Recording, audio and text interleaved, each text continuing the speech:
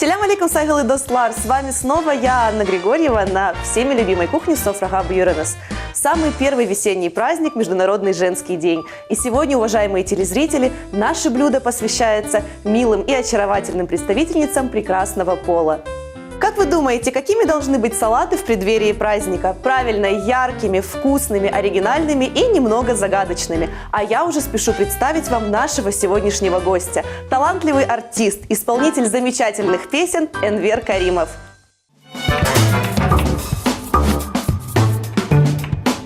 Жить без музыки человек не может. Так устроен наш мир. Для героя нашей программы музыка – это неотъемлемая часть жизни.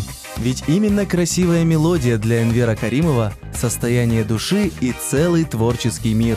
Просто детское увлечение уже давно переросло в профессиональную деятельность, которая вдохновляет писать и исполнять песни о самом красивом и прекрасном чувстве – любви. Энвер Бей точно знает, что успех зависит напрямую от веры в себя, ведь она является стимулом к новым творческим исполнениям. В свободное время наш герой отдает предпочтение прогулке по парку. Природа помогает освежить мысли и уйти от городской суеты. Любовь — это непонятная штука странная, любовь — это непонятная штука малая. Растет годами, мы сами не знали, не понимали, что попали в сети I miss you. Пройдут года, ты меня поймешь, малая, пройдут года. Все изменит, штука странная, узнают все. Ты у меня самая-самая вредная, милая, страстная дама моя. И сегодня, в преддверии праздника весны, Энвер Каримов поделится рецептом уникального салата «Весенний», даря радость и позитив на кухне Софрага Бюренес.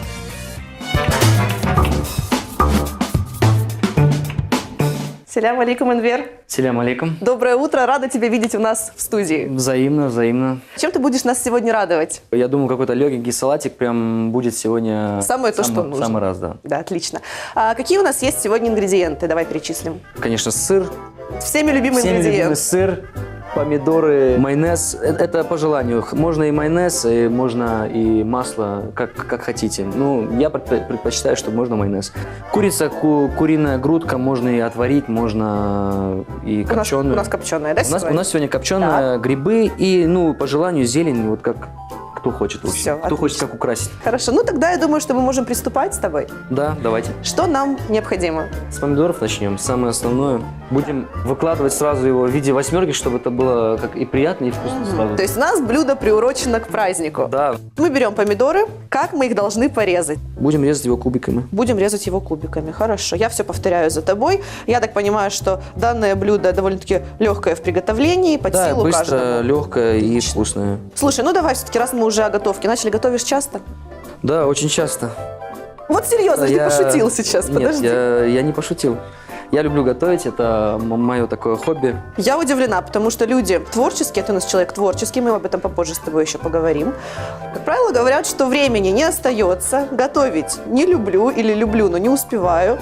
А ты прям, смотрю, молодец, талантливый человек, талантлив во всем и находит время для всего. Открою такой большой секрет. Была у нас кафешка, я там готовил всегда, как за повара. Да, готовил плов, готовил лагман, жарил шашлыки. Угу. Ну, все мы знаем тебя не как человека, который умеет и любит готовить. Мы тебя знаем как творческую личность, как исполнителя песен. Вот расскажи поподробнее о себе. Мало ли, вдруг кто-то не знает. Расскажи. Пишу свои песни, занимаюсь, так сказать, творчеством, потому что считаю, что у нас в Крыму его очень мало, его надо развивать. Знаешь, ты с детства самого, да, занимаешься? Да, прям с детства, с самого детства. И в музыкальную школу ходил? И музыкальную школу, и музыкальное училище. Так. Ну, в общем... И семья же у тебя музыкальная? И семья музыкальная. Вот У расскажи. меня отец раньше играл в группе, вот, он был гитаристом. Вот, мама у меня очень хорошо поет. У меня есть брат Марлен Каримов, который участвовал в «Голос Украины». Занял там 2-е место. Да, у нас прям семья такая музыкальная вся. Слушай, как здорово. Ну вот желание заниматься музыкой было твое личное, или все-таки семья тебя направляла, родители говорили, давай, иди по нашим стопам? Я сначала не хотел, скажем так. Я когда пошел в музыкальную школу, вот чувствовал, что это как будто, ну, не мое, что ли, скажем так. А даже бывало, сбегал, меня закрывали. Что ты говоришь? Вот они, секреты открываются. Какой-то период проходит, я начинаю участвовать в конкурсе. Так. Вот. в конкурсах международных, занимаю там места, 3-е, 1-е, 2-е. Ну, мне это нравится, и потом мне мама, конечно же, начинает ругать из-за того, что почему ты так поздно вечно возвращаешься с музыкальной школы. Здорово. Энвер, а помнишь ли ты свое первое выступление? В музыкальной школе мы готовились к концерту. У нас обычно, когда в музыкальной школе целый год все учатся, чтобы уже идти на каникулы и уходить, мы делаем концерт. Такой прям большой, красивый, грандиозный. Время репетиции я сижу в зале, наблюдаю за этим всем. В общем, начинает играть оркестр. И там, как пожилой уже человек был, он никак не мог вступить просто в такт. Начинается песня, и он не мог в такт вступить. Я сижу, он оборачивается на меня, в общем, говорит: алло, а ты кто такой? Я говорю: ну, меня зовут Энвер. Поешь? Я говорю: пою. Ну, давай попробуем. Если вот вступишь, говорит, значит, все, ты будешь сам петь эту песню. И начинается, я уже сижу, просто мне смешно было так. С чувством такта у меня все хорошо. И начинается песня, в общем, я вступаю в такт. И причем спел я очень хорошо, и он говорит: все, типа, теперь будем готовиться, чтобы ты именно пел. А получилось так, чтобы потом мы вместе пели. Просто я вступил для него, а он там уже продолжал. В общем, ты, будучи юным, скажем так, начинающим еще артистом, сколько тебе тогда было лет?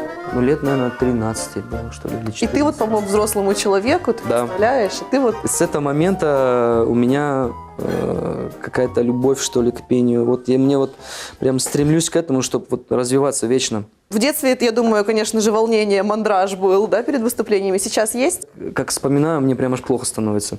Потому что я выходил, даже когда я играл на инструменте, у меня дрожало вот так прям все. Я вот так вот просто, меня вот так брали, успокаивали, говорят, типа, успокойся, все нормально. Я волнуюсь, говорю, не могу. Ничего себе. А после того, как я начал петь, вот это вот прям мне помогло, что ли, я перестал волноваться вообще. Ну, я То не есть волнуюсь. сейчас ты выходишь на сцену абсолютно со спокойным, ровным сердцебиением? Конечно, есть волнение. Это артист, если не волнуется, он не артист, как говорится. Да, это правда. Но есть волнение всегда, но в обморок уже не я его не падаешь. показываю. Я просто улыбаюсь, я счастливый, и все хорошо. Да, в обморок точно не падаю. Отлично. Так, давай помидорчики сюда.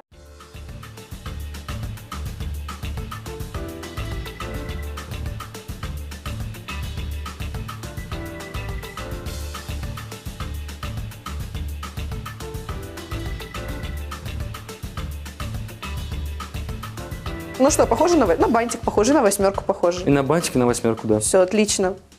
Итак, 8 у нас получилась. Мы можем продолжать, наверное, да? Что теперь мы возьмем? Мы нарезали помидор, это самое сложное. И куриная грудка. нарежем сейчас, да, куриную грудку, а там уже там сыр, это уже вообще не проблема, как бы нарезать. Кубиками, да? Все, смотрим и повторяем. Ну вот сейчас, Энвер, будучи уже профессиональным, можешь себя профессионалом, кстати, назвать? Или не считаешь себя таковым? Как бы я могу себя назвать профессионалом, но я просто стремлюсь еще становиться лучше, делать еще лучше. И я думаю, что когда человек просто попадает на мой концерт, он видит, что я делаю это профессионально, наверное.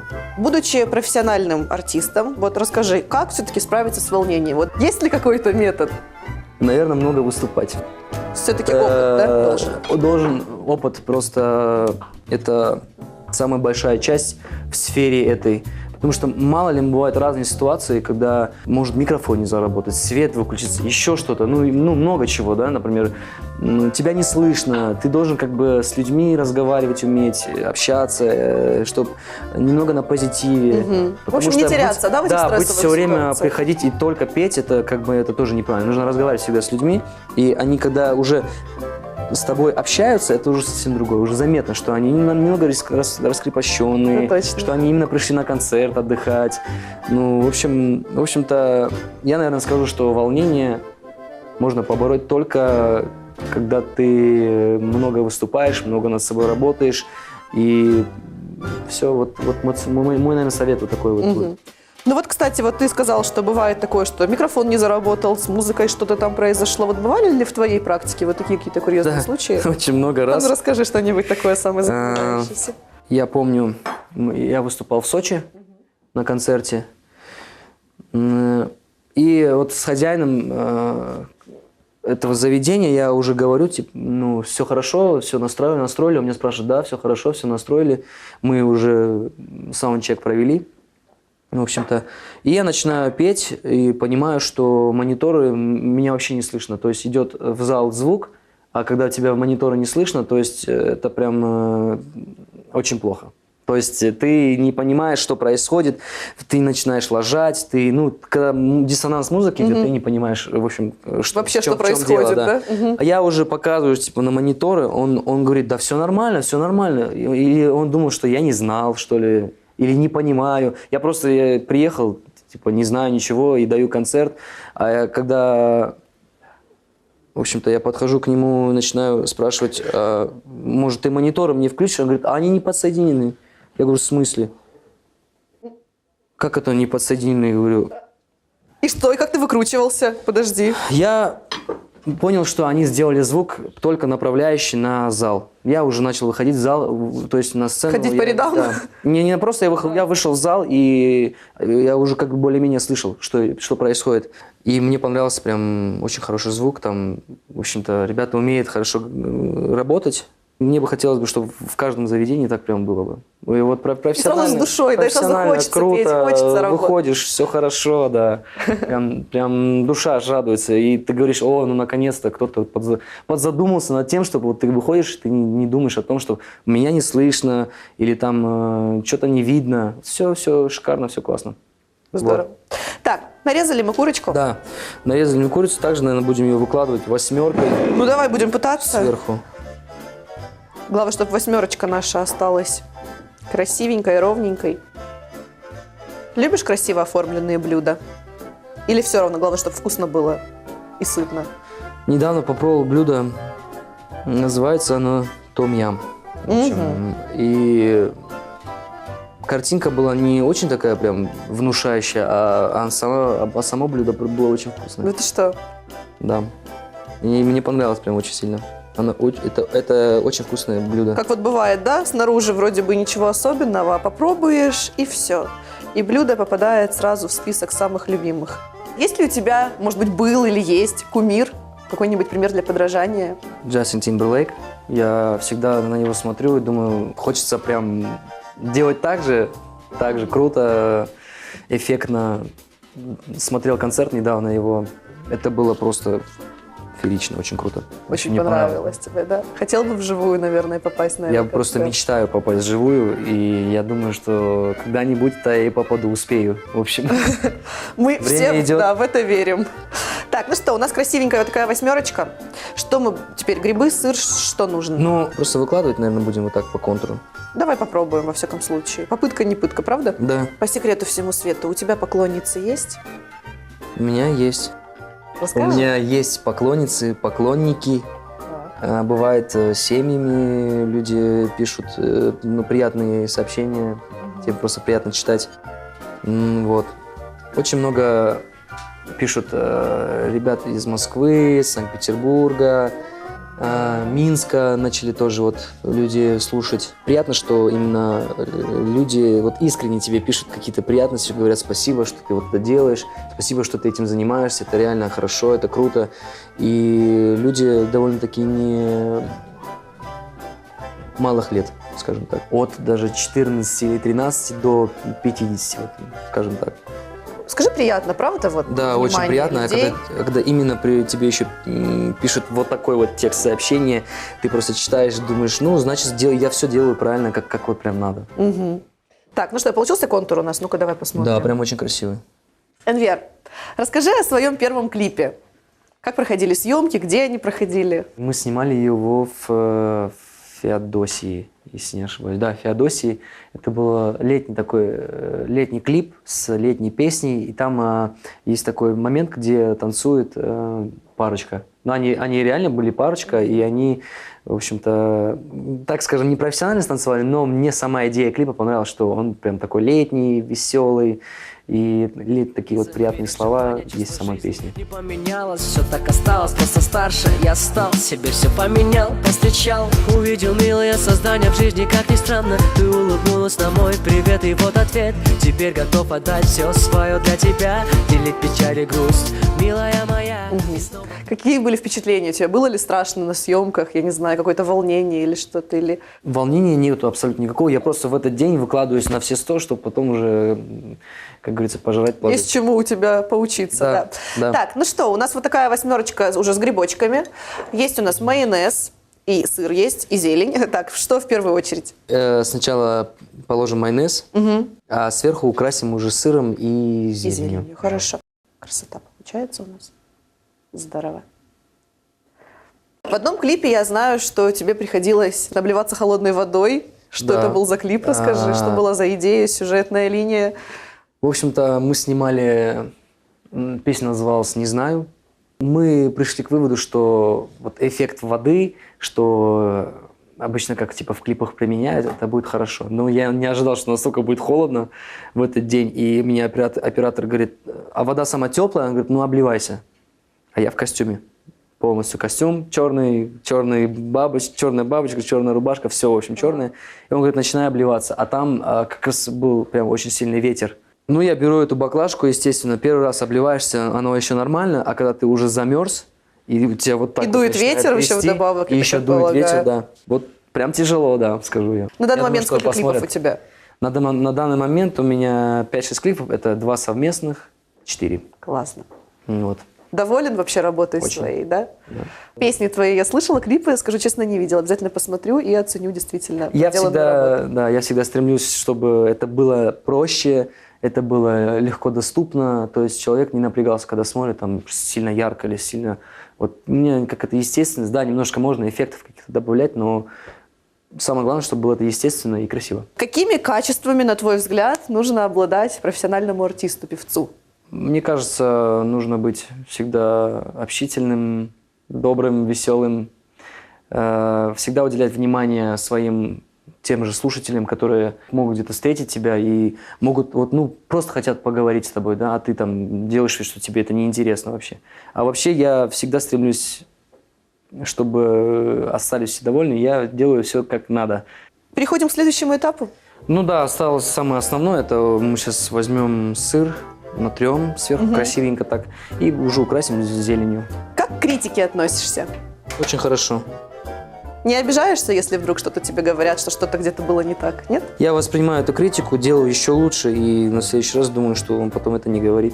Просто делает вывод, что я это изменил, я это исправил. То есть ты воспринимаешь это как совет, да, как руководство к действию, да. что нужно изменить, Всегда чем нужно поработать. прислушиваться ко всему. Здорово. Какой ты молодец.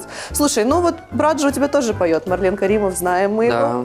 поет. Да, и вот хотелось бы узнать, чем вы отличаетесь именно как исполнители, как вокалисты? В чем разница вашего стиля, я не знаю, манеры исполнения, если не секрет? Он тоже манерный, красивый парень. Просто мы отличаемся тем, что я немножко склонен к хип-хоп исполнению, а Марлен именно поп исполнению. Поп, классика, вот такое. Я тоже пою классику, но немножко вот считаю, что мое это вот хип-хоп. Хип-хоп связанный с попом, вот так. А в дуэте пели когда-нибудь? В дуэте, да, пели. Мы давали первый концерт, помню свой, как мы давали его в Ещеляда. Было очень хорошо, все были довольны и полный был зал. Вот мы с ним пели на своем концерте. Вам нужно, я думаю, записать какую-нибудь песню совместную или с клипом. Скоро, я думаю... Есть такое в что- планах? Да, потому что это не первый человек, ты, который говоришь мне, что нужно уже, ребята, делать свое. Молодцы. Да, будет. Все у вас получится. Я в это искренне верю. Так, сыр мы натерли, пробуем его выкладывать. Вот это, конечно, на самом деле очень сложно выложить так, чтобы ничего не развалилось, чтобы все было аккуратненько и красивенько. Энвер, ну сегодня я выпытываю у тебя всевозможные секреты. И вот хочу еще спросить, как ты ухаживаешь за голосом? Знаю, что там что-то есть такое, как такой ритуал яйца сырые пить перед выступлением. Правда это или это какие-то Нет, какой-то вымысел? Яйца сырые – это какой-то миф, который показали в каком-то фильме, и все считают, что… кстати, в мультике есть такой момент, где она пьет Золушка. Смотрел? Да-да-да. А Золушки, бывает момент, когда она распевается, и такая гора яиц возле неё. Но это неправда, я так предполагаю. Ну нет, конечно. Голос обычно либо по утрам он еще спит, потому что ты, когда просыпаешься, немножко есть такая осиплость, например, севший голос. Да. Вот ты, когда просыпаешься, еще связки у тебя спят. В общем, ты можешь еще что-то походить, поделать, какие-то свои дела, они еще будут у тебя спать, а Как их разбудить? Разбудить элементарно, просто берешь и мычишь себе под нос, пропиваешь какие-то гаммы, если знаешь. А если не знаешь, просто берешь песню, не поешь ее высоко, а поешь ее средненько, чтобы просто распеться. И горло, кстати, потом Приходит, да, вот в прям, нормальное прям хорошо на общение, то есть даже этот посыл, он совсем уже другой с утра. Сегодня распевался утром? Нет, Вообще, не получилось. не Я пол- просто быстро да. к нам, понятно. Ну, вообще, вот у тебя, то есть, вот такой, да, ритуал, я так понимаю, или какие-то еще есть секреты поддержания голоса в хорошей форме? Развивать дыхание, самое главное, делать опору правильную, и все будет хорошо. Энвер, ну мы все о творчестве, да, о творчестве. Чем занимаешься в свободное время? Провожу дома с родными. Как семья относится к твоему творчеству? Поддерживают ли, отслеживают ли выход новых песен, клипов и так далее? Да, конечно. Всегда первые мои слушатели – это моя семья. Я всегда им показываю, что я делаю. Бывает и говорят, что не нравится, бывает говорят, что нравится. Ну, по-разному, это понятное дело. Тоже критика, тоже воспринимаю это как нормально. Причем семья-то музыкальная, они Да. понимают, что говорят. Да, важно. Да, и вот как-то все через них проходит. Здорово. Ну что, у нас остался укроп, у нас зелень. Только, да, украсить и Да. как бы Салат на почти этом готов? все у нас. Просто берем, Давай, как? Ты мне объясняй, я буду давай со тебе мной помогать. вместе. Давай, конечно. Будем украшать его. Просто берем. Так.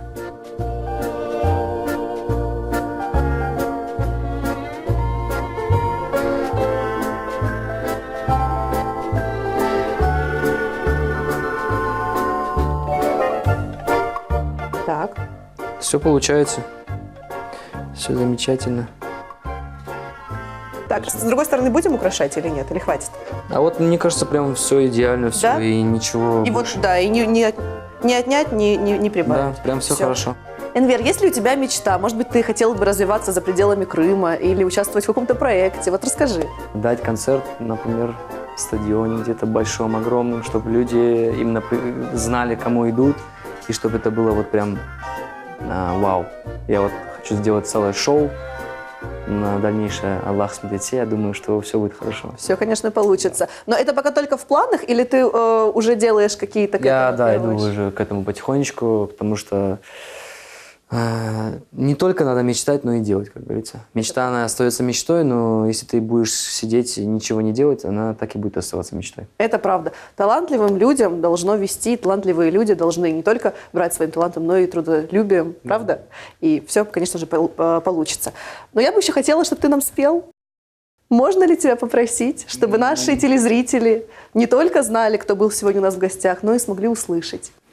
В голове моей сотни мыслей, и в глазах огонь, схожу с ума. Подарила мне свои ты чувства искренние, я зависим от тебя.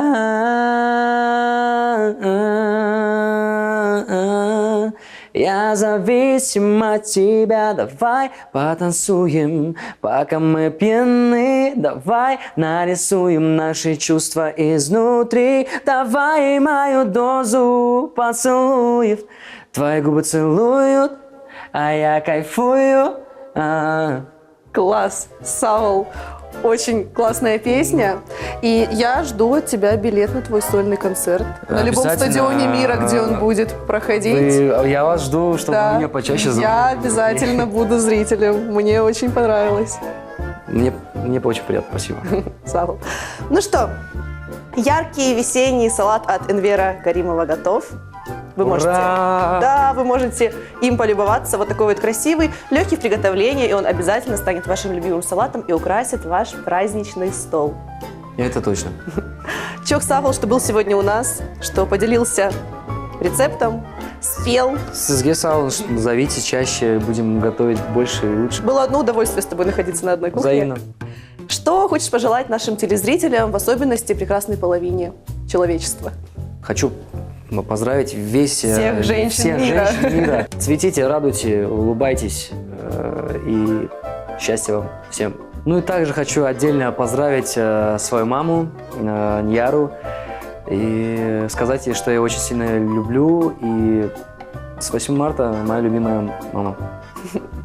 Сагл, за такое отличное поздравление. Я думаю, маме очень приятно, как и всем нашим телезрительницам. И мне, как девушке, в том числе, приятно такое поздравление от тебя, Сагл, что был сегодня с нами. Тебя также, кстати, с наступающим Спасибо. праздниками. Спасибо. Приходи к нам еще с прекрасными Обязательно рецептами зовите. и с новыми песнями. Спасибо. А вам, дорогие друзья, я желаю весеннего настроения, побольше радости, улыбок и счастья. Софрага Буйоранес, Аштат Леолсон.